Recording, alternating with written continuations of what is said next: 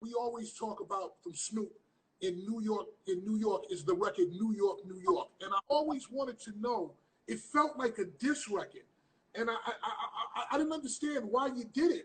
It was very odd to me. What was the Let me tell story? let me get the dynamics to that New York, New York record. When the New York, New York record was first done, it was produced by DJ Pooh. It was actually a Biggie Smalls St. Ives commercial, and you can run the Google on that.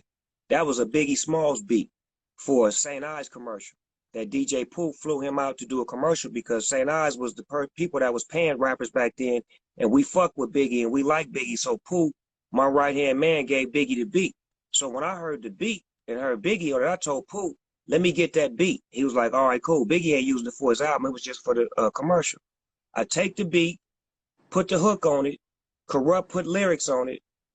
We fly to New York probably about a month later. I go see Russell Simmons. We're in the back of a limousine. And I play the record for Russell. And Russell like, this motherfucking record is a hit. I'm like, yeah, nigga, we love Grandmaster Flash. And that's where I got it from. The hook is from Grandmaster Flash. So I'm like, I love them niggas, man. You know what I'm saying? Back to me showing love again. So I'm like, all right, cool. We're going to shoot the video in New York, nigga. We're going to bring lowriders and everything out here. Russell was like, that'd be a dope idea. I help you get some of the rappers. Cool. So we finally scheduled it to come back out there to shoot the video. Get to New York. Go to Hot 97. Funkmaster Flex is on the air. We try to get up to go see him. We get froze. They don't let us up. We ain't tripping. We like, maybe he, interviewing him. Maybe we should schedule it or whatnot, but we don't get up. So we like, cool. We go back to the video shoot. We shooting in Red Hook, Brooklyn. Now, we turn on Hot 97. We hear Biggie Smalls on the radio. Red Hook, Brooklyn. Stand up. Tupac and the Dogg Pound shooting a video in Brooklyn right now. Did you ever feel nervous that because he said that you were in danger? No, because I felt like I had a great relationship with Biggie, and I felt like we were showing love by doing the video. First scene we shot when we first got there was at Times Square. We had the lowriders at Times Square. A couple of New York rappers showed up. We was out there showing love, shooting a video in New York, letting niggas know. We didn't have social media back then, so we couldn't go on Instagram and be like, hey, my niggas, show up. The only word of mouth was through the radio station. So if we can't get to the radio, we can't get to the people. But remember what I just told you.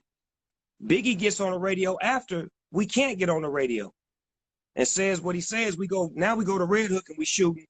One of my homies from Naughty by Nature tell me, hey, dog, I wouldn't shoot the video over there. I would, bounce.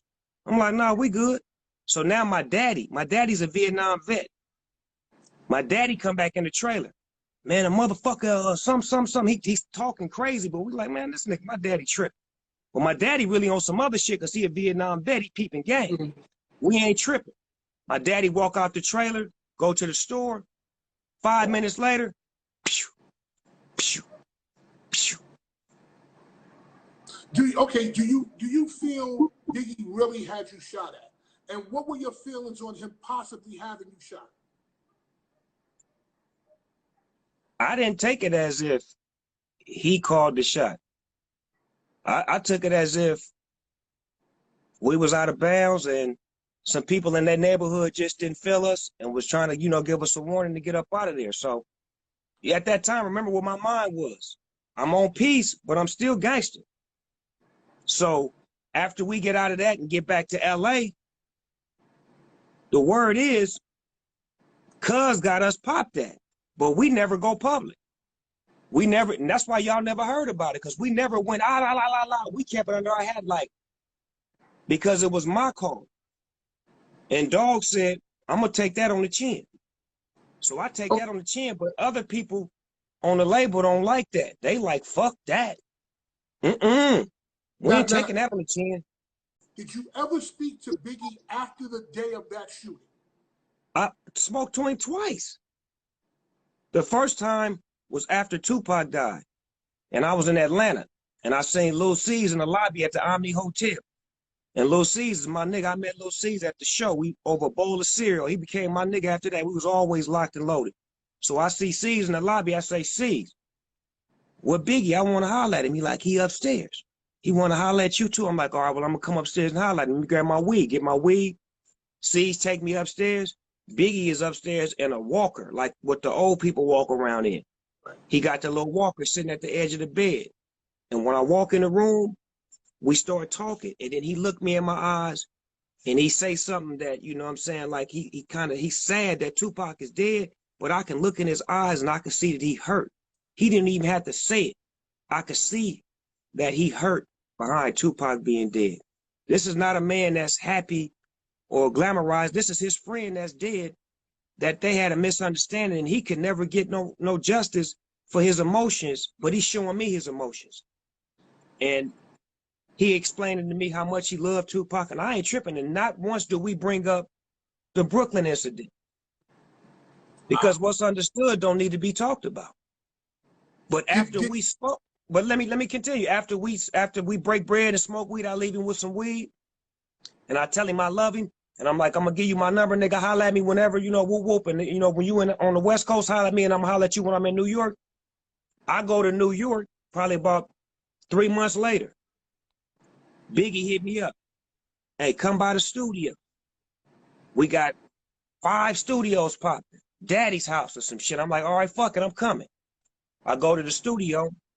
He got like 4 rooms. He got Easy Mo B in the room, Premier in the room, and he got Stevie J in the room and some other motherfuckers in the room. And then he in one room with like about 30 motherfuckers in there, all army fatigues and beanies, and they smoking some bullshit ass weed. And I come in with that thing that killed John Wayne. You understand me? So I pulled my weed out and changed the temperature in the room. So Biggie at the board, he like, hey, check it out. Hold on. Hey, Snoop, I want you to hear this shit. And the motherfucker push play. And he play that song where it say, dreaming of Learjets, mansions, and coupes, and trying to sell records like Snoop. Oops. And the whole room was like, oh. It was like him letting me know in front of all his homeboys, nigga, I fuck with you. I love you. And I ain't gonna never have a problem with you. So from that day forward, me and his situation never was a situation to begin with, but we had that understanding that that's all in the game of war. You feel what I'm saying? You win some, you lose some. What's good? About to go live with Fat Man Scoop. So tune in. It's going to be on his IG Live and my IG Live. Because we're going to go live on IG. Fat Man Scoop and Big Snoop. Check it out. Oh, yeah. That's Rick James, bitch.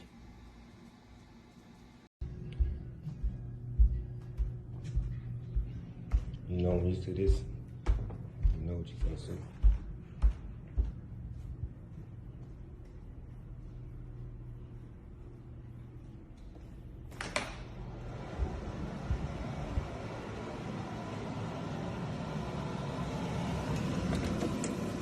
Watch out now.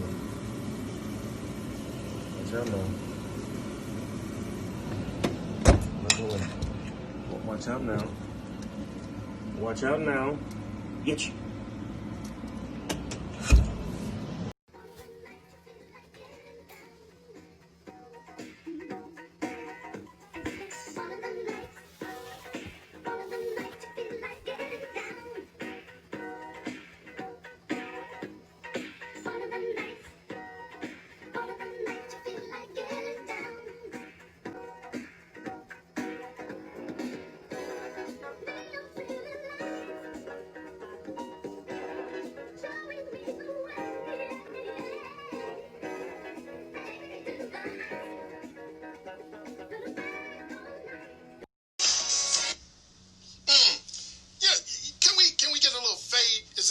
To do a fade instead of a hard cut, is that too much? Yeah, that might be a little bit less abrupt. They having gospel on verses right now. Praise God, Fred Hammond and Kirk Franklin. That's what you're gonna do.